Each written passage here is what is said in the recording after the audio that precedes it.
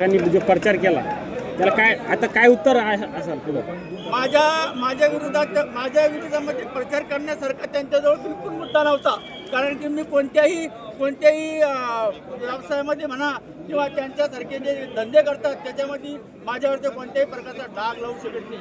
माझा जो व्यवसाय आहे मिरचीचा, मी मिरचीचा व्यवसाय 2006ला सुरू केला. त्या व्यवसायामधून मी हजारो शेतकऱ्यांचे संस्थान मोठे केले, लखपती केलं, त्यांचे घरदार झाले, त्यांची जमिनी झाले आणि ते सुखी आयुष्य जगतात.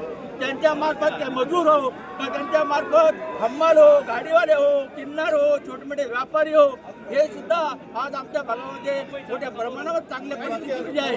ते केवळ आमच्या भागामध्ये आम्ही मिरचीची लागवड 2006 पासून चालू केली तेव्हापासून आमच्या भागात मोठ्या प्रमाणात उत्पन्न घेतल्यानंतर आज आमच्या शिवना भागातील किंवा आपल्या भागातील जी मिरची आहे एक्सपोर्ट क्वालिटी तयार होती ती पुऱ्या जगात तिचं नाव घेतलं जातं. त्याच्यामध्ये माझा गाडीचा वाटा नक्कीच आहे. आणि त्या बाबतीत सुद्धा माझ्यावर प्रचारामध्ये जे विरोधकांनी आरोप केले की मिरचीचा भाव कमी देतो, जास्त देतो, माझं हेच म्हणणं आहे मी तर शिवण्याचं आहे. पण गोळेगावच्या भागातील शेतकऱ्याला जाऊन विचारा की राजू बाबांना तुम्हाला अन्याय केला का न्याय केला.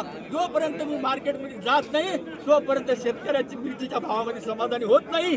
मी शेतकऱ्यांना नेहमी न्याय देण्याचा प्रयत्न करतो. शेतकऱ्यांना मिरचीच पावडर कोणच्या डोळ्यात फेकली? त्यांच्या डोळ्यात फेकली विरोधकांच्या.